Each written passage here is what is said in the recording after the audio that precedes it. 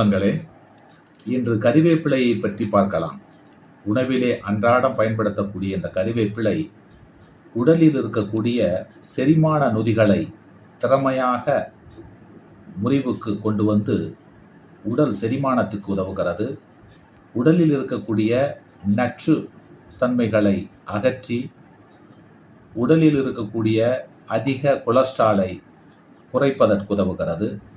இந்த கறிவேப்பிலையானது முடி உதிர்தல், தலைமுடியினுடைய தடிமனான தலைமுடி, நீண்ட கூந்தலுக்கு மற்றும் இந்த இளநரைகளை குறைப்பதற்கு பயன்படுகிறது. இதில் இருக்கக்கூடிய விட்டமின் ஏ கண்களில் ஏற்படக்கூடிய மாலைக்கண் நோய் மற்றும் உலர்கண்களிலிருந்து நம்மை காப்பாற்றுகிறது.